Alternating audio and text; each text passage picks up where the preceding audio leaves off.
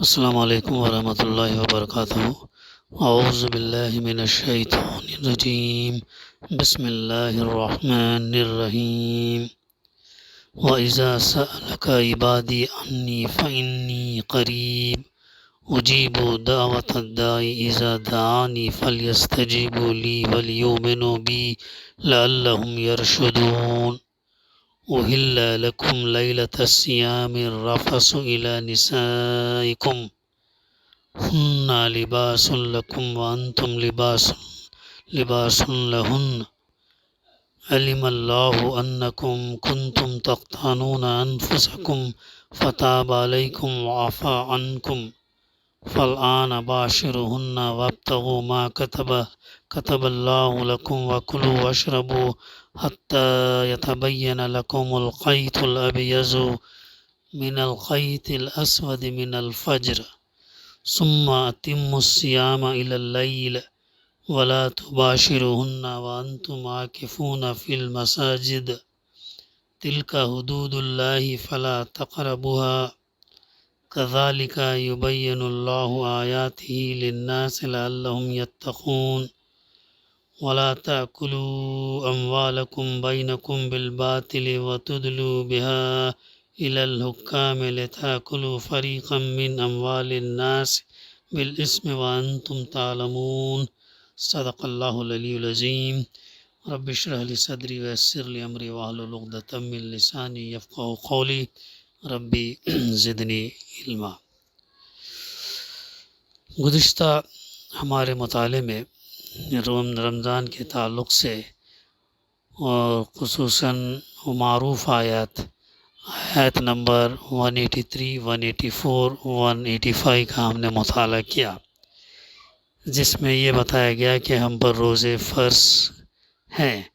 اس طریقے سے اللہ تعالیٰ نے پہلی امتوں کے اوپر فرض کیا تھا، اسی طریقے سے امت مسلمہ کے اوپر بھی روزے فرض کیے گئے، اور اس کا مقصد بھی ہمارے سامنے واضح آیا۔ اس کا مقصد کیا ہے؟ لعلکم تتقون، شاید کہ تمہارے اندر تقوی پیدا ہو، یہ اس کا مقصد بتایا گیا۔ تو اب یہ ایک پریکٹس ہے، اور 30 دن یا 29 دن کی تربیت ہے جو ہمیں دی جاتی ہے کہ جس طریقے سے ہم رمضان میں اپنے آپ کو برائیوں سے بچاتے ہیں، عبادات کی پابندی کرتے ہیں، قرآن مجید کی تلاوت کرتے ہیں، زکوٰۃ ادا کرتے ہیں، بھلائی کام میں بڑھ چڑھ کر حصہ لیتے ہیں، تمام اچھے کام جو کرتے ہیں۔ تو اسلام یہ چاہتا ہے کہ جس طریقے سے ہم رمضان کے مہینے میں اپنے آپ کو نیکی کی طرف زیادہ رغبت پیدا کی اور برائیوں سے اپنے آپ کو بچا کر رکھا ہے، تو اسی طریقے سے بقایا 11 مہینوں کی زندگی بھی ہماری ایسے ہی ہو، اور جو تقوی جس مقصد کے لیے رمضان ہم ہر سال جو ہے آتا ہے، اور وہ بقیہ 11 مہینے اگلے رمضان آئے تک اللہ نے اگر حیات دی تو اس وقت تک ہمارے اندر وہ تقوی کی صفت اور وہ تقوی کا پروان جو ہے ہمارے اندر بڑھتے رہے۔ یہ ہے۔ اب اس کے بعد کی آیتیں ہیں، آیت نمبر 186، 187 اور 186، 187 اور 88، یہ بھی 3 آیتیں ہیں، لیکن ایک دم فوراً ان 3 آیتیں رمضان کی روزوں کے متعلق بیان کرنے کے بعد یہاں پر ایک آیت جو ہے وہ دعا کے متعلق دی گئی ہے، پھر اس کے بعد جو ہے آیت وہ دوبارہ روزوں کے متعلق آتی ہے۔ تو اب ہم جو ہے اس کی ترجمانی کر کے اس سے ہم آگے ابھی بڑھتے ہیں۔ فرمایا جا رہا ہے، اے نبی صلی اللہ علیہ وسلم، جب آپ سے میرے بندے میرے متعلق دریافت کریں تو کہہ دو میں قریب ہی ہوں، دعا کرنے والے کی دعا قبول کرتا ہوں۔ جب وہ مجھ کو پکارتا ہے تو میری دعوت قبول کر لو اور مجھ پر ایمان لے آؤ، شاید کہ وہ رشد اور ہدایت پالیں۔ تمہارے لیے روزوں کی رات میں تمہاری اپنی بیویوں سے شباشی حلال کر دی گئی ہے، وہ تمہارے لیے لباس ہیں اور تم ان کے لیے لباس ہو۔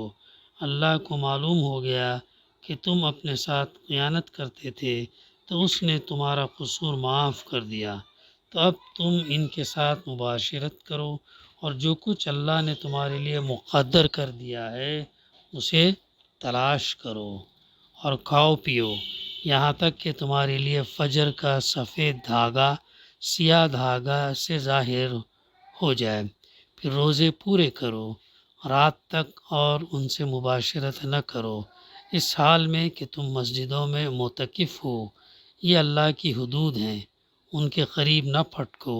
اس طرح اللہ تعالیٰ اپنی آیات کھول کھول کر بیان فرماتا ہے لوگوں کے لیے، شاید کہ ان میں پرہیزگاری پیدا ہو۔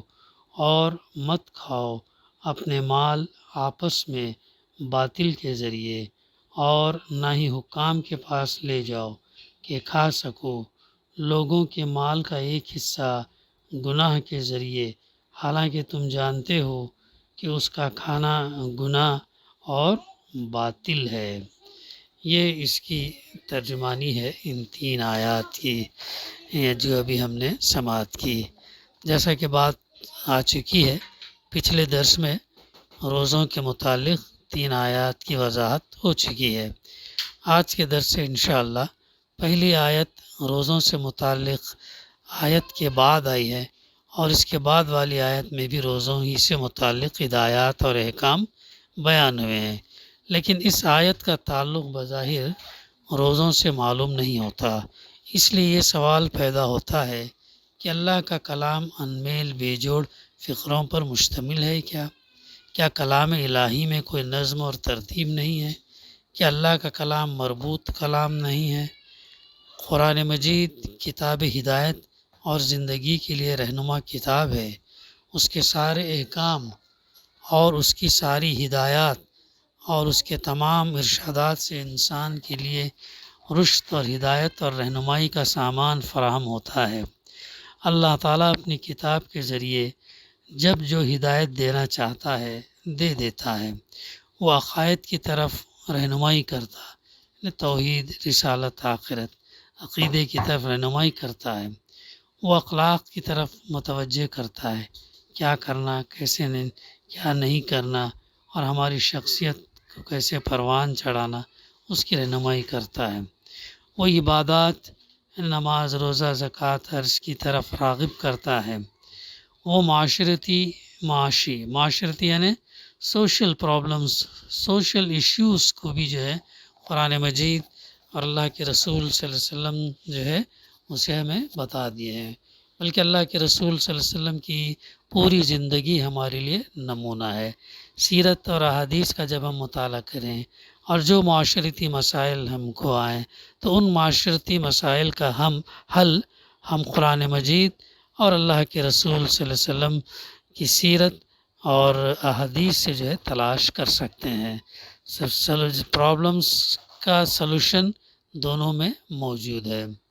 پھر اس کے علاوہ معاشی، اکنامک پرابلمس، اسلام ایک معاشی نظام پیش کرتا ہے، اس معاشی نظام کے اندر سود کی ممانعت ہے اور زکوٰۃ کا فروغ ہے، سختی سے منع کیا گیا ہے، بلکہ اللہ تعالیٰ اس کے تعلق سے کہتا ہے کہ جو لوگ سودی لین دین وغیرہ کرتے ہیں وہ اچھی طریقے سے جان لیں کہ وہ اللہ اور اس کے رسول کے خلاف اعلان جنگ کر رہے ہیں۔ اتنی سخت ممانعت جو ہے سود کے متعلق ملتی ہے، تو اسلام ایک بلا سودی نظام پیش کرتا ہے جس کے اندر انٹرسٹ جو ہے اس کے اندر شامل حال نہیں ہوتا۔ پھر سیاسی احکام اور ہدایت دیتا ہے، پولیٹیکل افیئرس۔ اب ظاہر ہے آج ہم پولیٹکس سے بھاگتے ہیں یہ کہہ کر کہ جو ہے اس میں لوگ بڑے یہ صحیح نہیں ہیں اور کرپشن بہت ہے، برائیاں بہت ہے کر کے بھاگتے ہیں، لیکن یہی کام تو اسی کو تو پاک کرنا جو ہے امت مسلمہ کی ایک ذمہ داری ہے۔ یہ سیاست بھی دین کا ایک جز ہے، تو سیاسی احکام، سیاسی رہنمائی، ہدایت بھی جو ہے قرآن مجید اور اللہ کے رسول صلی اللہ علیہ وسلم کی احادیث اور سیرت ہم کو رہنمائی کرتی ہیں۔ آپ صلی اللہ علیہ وسلم کا وہ مدنی دور پورا کیا تھا؟ پورا ایڈمنسٹریشن تھا. آپ ایک بہترین اسلامی نظام، اسلامی سسٹم کو قائم کیا، اس پر عمل کیا اور کروایا لوگوں سے، اور رہتی دنیا تک کے لیے جو ہے وہ مثال پیش کیا آپ صلی اللہ علیہ وسلم نے. بلکہ وہ اتنا بہترین سسٹم چلا 30 سال تک. حضرت علی رضی اللہ عنہ جب تک تھے 30 سال تک بہترین نظام جو ہے administration, political, social, economic, judiciary, ان تمام چیزوں کی جو ہے بہترین طریقے سے اللہ کے رسول صلی اللہ علیہ وسلم نے نافذ کر کے ہم کو بتایا. ان سب پہلوؤں میں انسان کی رہنمائی کا اہتمام کرتا ہے. ایک کے بعد دوسری اور دوسری کے بعد تیسری ہدایت حسب موقع اور حسب ضرورت جو ہے اللہ تعالیٰ نے دیتا رہا ہے. روزے میں انسان کی حیوانیت دبتی اور اس کی ملکوتیت ابھرتی ہے. اس طرح اللہ تعالیٰ سے زیادہ قریب ہو جاتا ہے. اور روزے میں جو خلوص ہوتا ہے اور جس قدر بے غرضی اور للہیت ہوتی ہے اور ہو سکتی ہے، وہ دوسری عبادتوں میں ذرا دشوار ہے. کیونکہ روزہ اگر ہے تو اس کا علم روزے دار کو ہوتا ہے یا اللہ تعالیٰ کو ہوتا ہے. اس لیے دعا کے لیے جو قربت، جو نزدیکی، جو خلوص اور للہیت درکار ہے، روزے دار میں پوری ہوتی ہے. اور اسی چیز کی تربیت جو ہے ہم کو روزہ کرواتا ہے. اس لیے روزے کا اور دعا کا ایک نزدیکی ربط اور تعلق ہے. اس لیے دعا کی طرف متوجہ فرمایا. روزہ دار روزوں کے ذریعے اللہ سے قریب ہوتا ہے، اور اللہ تعالیٰ تو اپنے بندوں سے قریب تر ہے ہی. اس لیے بغیر کسی وسیلے کے، بغیر کسی کے طوفیل کے، کسی کے صدقے اور کسی کے جاہ کا واسطہ استعمال کیے، بغیر اللہ تعالیٰ سے بندے کو دعا کرنا چاہیے. اللہ تعالیٰ خود فرماتا ہے جب بندہ دعا کرتا ہے تو میں سنتا ہوں اور قبول کرتا ہوں. دعاؤں میں سب سے اہم دعا جو ہے ہدایت کی دعا ہے، گائیڈ لائن کی دعا ہے، اہدنا الصراط المستقیم کی دعا ہے. اللہ تعالیٰ فرماتا ہے میری دعوت قبول کر لو، مجھ پر ایمان لے آؤ. اس طرح رشد اور ہدایت کا دروازہ ہر ایک کے لیے کھلا ہوا ہے. روزہ ضبط نفس پیدا کرتا ہے تاکہ ایمان اور اسلام کے تقاضے انسان پورا کر سکے اور دعوت اسلامی کے مراحل میں مصائب پر صبر کر سکے اور استقامت اختیار کر سکے.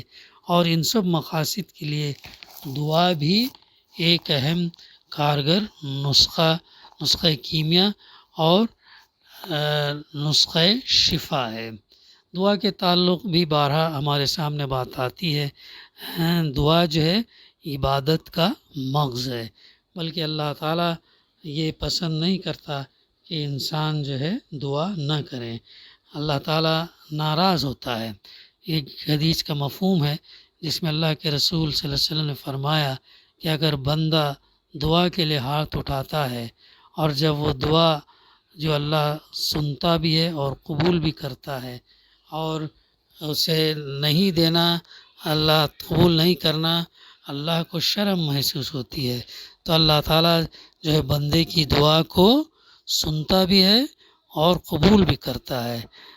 پرووائڈیڈ ہمارے اندر وہ ایمان ہو، وہ یقین کے ساتھ ہم دعا کریں اور کہ دعا قبول ہوگی کر کے.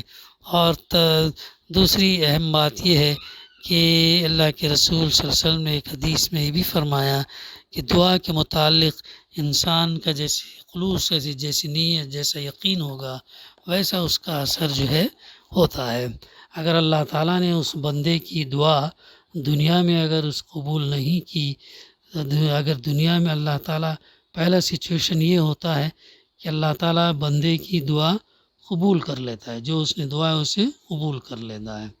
دوسرا سچویشن ایسا ہوتا ہے کہ اللہ تعالیٰ اگر اس کی دعا قبول نہ کرے، چونکہ اللہ تعالیٰ دعا کو قبول کرنا نہیں کرنا اللہ کے علم اور حکمت پر ہے، تو اللہ تعالیٰ پھر کیا کرتا ہے، اس کے آنے والے پریشانی، مصیبت، مصائب، تکلیف، بیماری، یہ تمام چیزیں جو ہے وہ دعا کے عوض میں اللہ تعالیٰ ہٹا دیتا ہے۔ اگر یہ بھی نہ ہو سکے تو قیامت کے دن اللہ تعالیٰ بندے سے پوچھے گا، اے میرے بندے کیا تم نے دعا کی تھی؟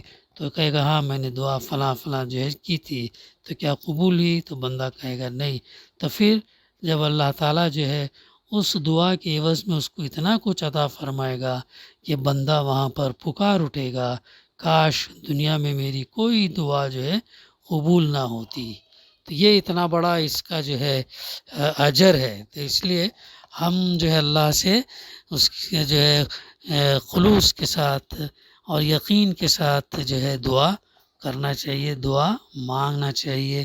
اور جو ہے جیسے یہ دیکھیں کہ اس مثال حضرت ایوب علیہ السلام کی ہم لیں، تقریباً 17 سال جو ہے ایوب علیہ السلام کیا رہے؟ بیمار رہے، یہاں تک کہ اپنا مال، اپنا کاروبار جو ہے اور اپنی اولاد بھی جو ان سے چھوٹ گئی، لیکن اس کے باوجود بھی وہ اللہ کا دامن نہیں چھوڑے بلکہ اللہ سے دعا کرتے رہے۔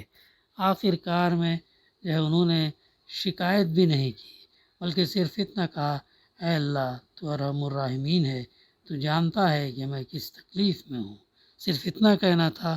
پھر کہ اللہ کا حکم ہوا کہ جاؤ فلاں فلاں پہ جگہ ایک مقام ہے، وہاں پر گرم پانی کا چشمہ ہے، تو وہاں سے غسل کر لو۔ تو پھر اللہ تعالیٰ نے اس کے بعد وہ تمام چیزیں عطا کی، مال اور اولاد جو ہے اللہ نے عطا کیا جو کھوج گئے۔ تو دعا کی بڑی فضیلت ہے، دعا کو ہم ہلکا نہیں لینا چاہیے اور کیجولی بھی دعا جو ہے ہم نہیں کرنا چاہیے، بلکہ ہم جو ہے دعا اچھے یقین کے ساتھ اور ایمان کے ساتھ، تو دعا کے متعلق جو ہمیں یہ یقین ہونا چاہیے کہ اللہ سبحانہ و تعالیٰ دعا سنتا بھی ہے اور قبول بھی کرتا ہے۔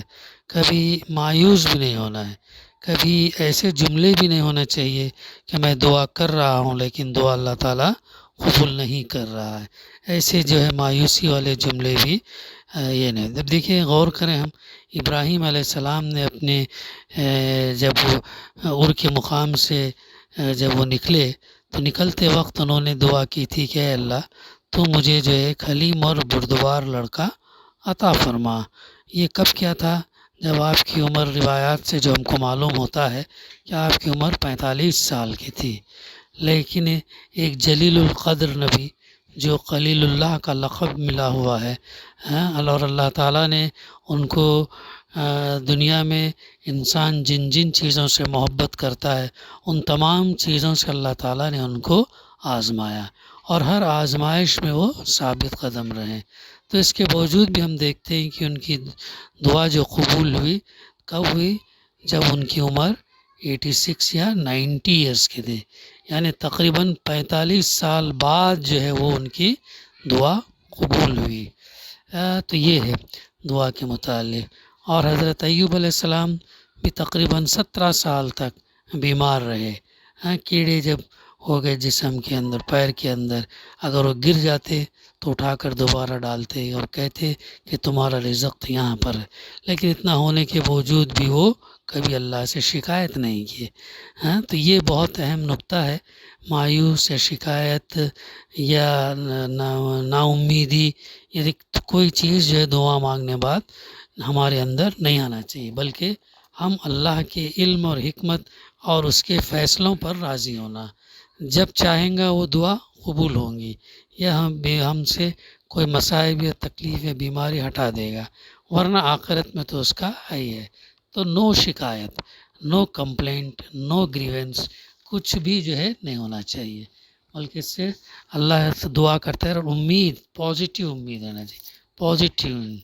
تو اس آیت کے اندر کہ اللہ تعالیٰ جو فرماتا ہے کہ جب میرے بندے میرے بارے میں سوال کریں، اللہ تعالیٰ کے بارے میں مختلف اور بے شمار سوالات ہو سکتے ہیں، ان سب کو نظر انداز کرتے ہوئے میں صرف یہ اظہار کرنا چاہتا ہوں کہ یہاں جو جواب دیا گیا ہے اس سے معلوم ہوتا ہے کہ پس منظر میں دو سوال ابھرے ہوئے تھے۔